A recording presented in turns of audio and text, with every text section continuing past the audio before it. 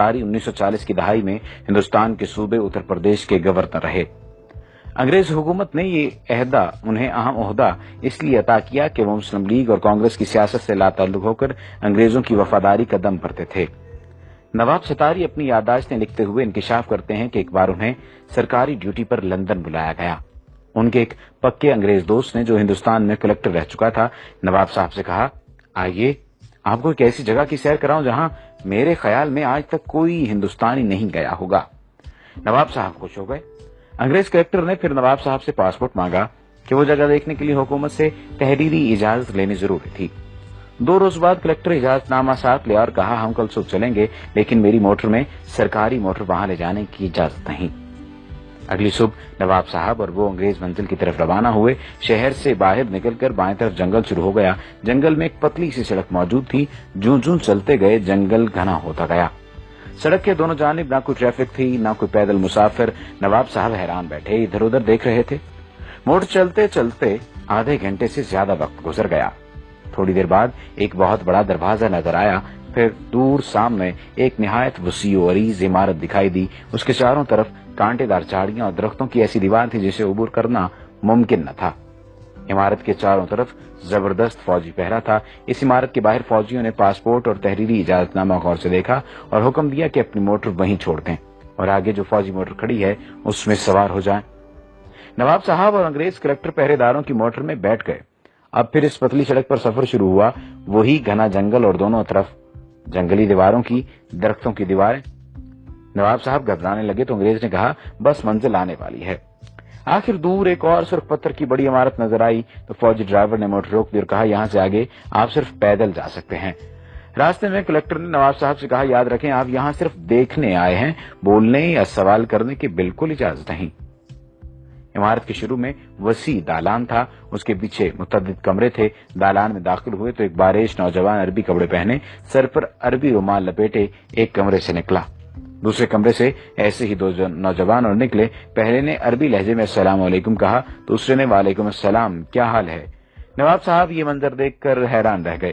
कुछ पूछना चाहते थे लेकिन अंग्रेज ने फौरन इशारे से मना कर दिया। चलते चलते एक कमरे के दरवाजे पर पहुंचे। देखा कि अंदर मस्जिद जैसा फर्श बिछा है। अरबी लिबास में मलबूस मुतअद्दिद तलबा फर्श पर बैठे हैं। उनके सामने उस्ताद बिल्कुल इसी तरह बैठे सबक पढ़ा रहे हैं जैसे इस्लामी मदरसों में पढ़ाते हैं। तलबा अरबी और कभी अंग्रेजी में उस्ताद से सवाल भी करते।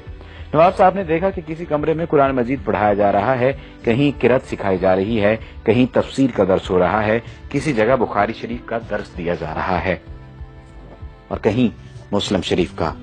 एक कमरे में मुसलमानों और मसीहों के दरमियान मुनाजरा हो रहा था। एक और कमरे में फ़क़ही मसाइल पर बात हो रही थी। सबसे बड़े कमरे में कुरान का तर्जुमा मुख्तलिफ जुबानों में सिखाया जा रहा था।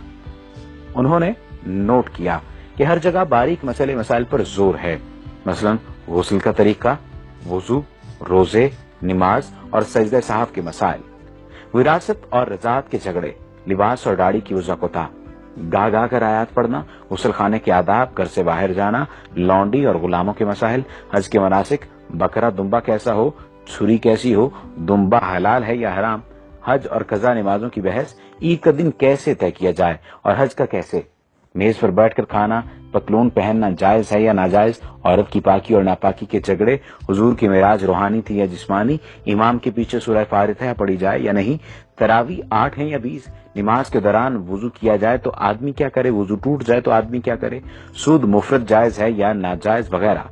एक उस्ताद ने सवाल किया, पहले अरबी फिर अंग्रेजी में निहायत चुस्त उर्दू में, जमात अब ये बताए कि नजर बद, तावीज गंडा आसेब का साया बरहक है या नहीं।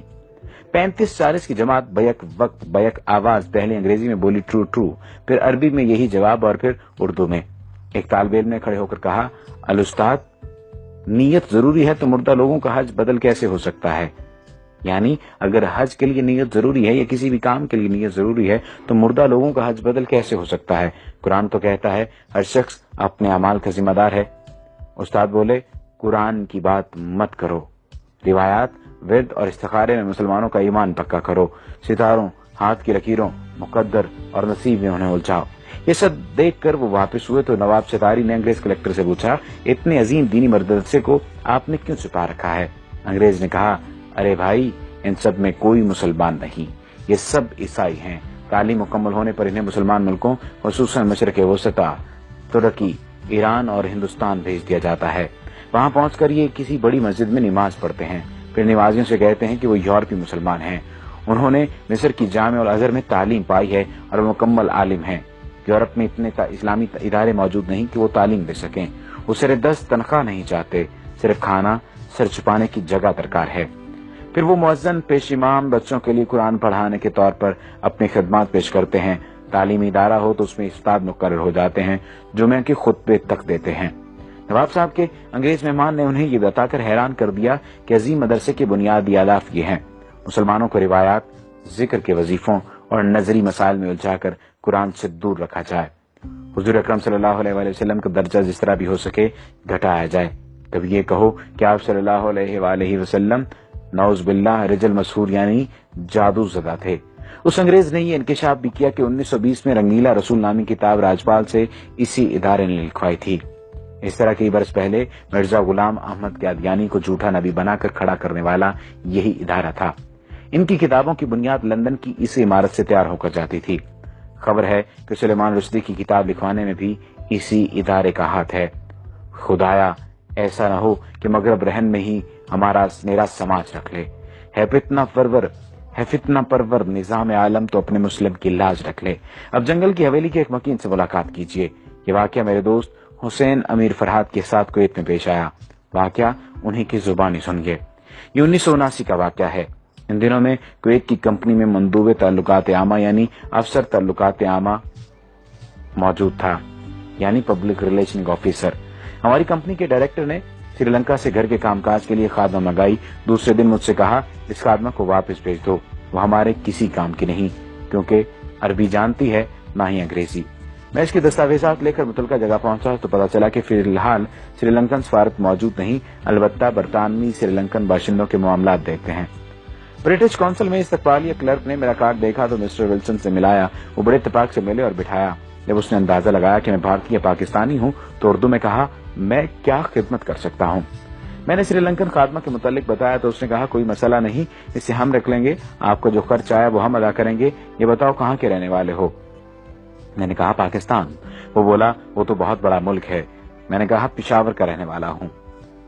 पश्तो में पूछा, कौन सी जगह। मैंने बताया, नौशहरा। जब मैंने गांव का नाम बताया तो उसकी आंखों में अजीब चमक पैदा हो गई। फिर वो मुख्तलिफ लोगों को पूछने लगा। मैंने बताया कि कौन मर गया है और कौन जिंदा है। मैंने सोचा हो सकता है नौशहरा छावनी में मुलाजमत करता रहा हो, लेकिन उसकी उम्र ज्यादा नहीं थी। उसने कहा, कुछ और कहानी सुनाई। फिर उसने काफी मंगाई। फिर इंटरकॉम पर क्लर्क से कहा कि इसके पास किसी को मत भेजना। वो इतना खुश था कि मैं बयान नहीं कर सकता था। उसकी खुशी दीदनी थी।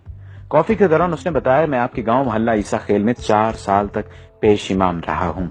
मैंने पूछा, क्या आप मुसलमान हैं? वो बोला, मैंने 4 साल तक आपके गांव का नमक खाया है। आपके गांव वालों ने मुझे बड़ी इज्जत दी। मैं आपसे झूठ नहीं बोलूंगा, मैं ईसाई हूं, यानी अहले किताब। उसके बाद मेरा उसके यहाँ आना जाना रहा। वो मुझे अपना हम वतन समझता रहा और तकरीबन मेरा हम उम्र था। तज्जुब की बात यह है कि वो हमारे यहाँ पाकिस्तान बनने के बाद रहा था।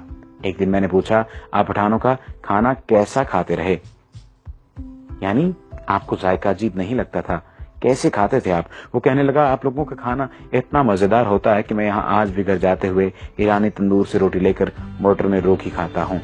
जब मैं कुवैत से पाकिस्तान आ रहा था तो मैंने इससे वही सवाल पूछा जिसे वो हमेशा टालता रहता था। मैंने दरियाफ्त किया, अब तो बता दो कि तुम ईसाई होकर पठानों के गांव में रूखी सूखी क्यों खाते थे और पेश इमाम की खिदमत अंजाम देते रहे, आखिर क्यों? वो काफी देर तक सर झुकाए सोचता रहा। फिर सर उठाकर मेरी आंखों में झांका और कहा, हमें अपने मुल्क के मफादात की खातिर बात औकात बहुत कुछ करना पड़ता है। हमारे यहाँ लंदन के मज़ाफ़ात में एक मरकज है जहाँ शक्ल शुबहात देकर अंग्रेजों को बैरूनी मज़ाहिब और जुबानों की तालीम दी जाती है। वहाँ से फारुग तहसील होकर फिर हमें मुख्तलिफ इलाकों में भेजा जाता है। गाँव आकर मैंने मोहल्ला ईसा खेल के बुजुर्गों को ये वाक़या सुनाया तो एक बूढ़े तालिब गुल ने कहा, मुझे शक पड़ा था मगर सब कह रहे थे कि ये चित्राली है। वहाँ अक्सर चित्राली मौलवी पेश इमाम हैं, वो भी गोरे हैं, बिल्कुल अंग्रेजों की तरह। फिर तालिब गुल ने कहा, चलो भाई अब 4 साल की नमाजें लौटाएं जो हमने अंग्रेज के पीछे पढ़ी, खाना खराब हो उसका। जब मैंने जंगल की हवेली के मुतालिक पढ़ा तो मुझे यकीन हो गया कि मिस्टर बैलन जरूर जंगल की हवेली का परवरदा था। ये मजमून 90 की दहाई में उर्दू डाइजेस्ट में शाया हुआ था। यहूद व हनूद की साजिशें बदस्तूर जारी हैं। یہ مضمون اس نیت سے ضروری ترمیم اور اضافے کے ساتھ دوبارہ بھی شائع کیا گیا تاکہ سادہ لوگ مسلمان باخبر رہیں کہ دشمن انہیں کمزور کرنے کے لیے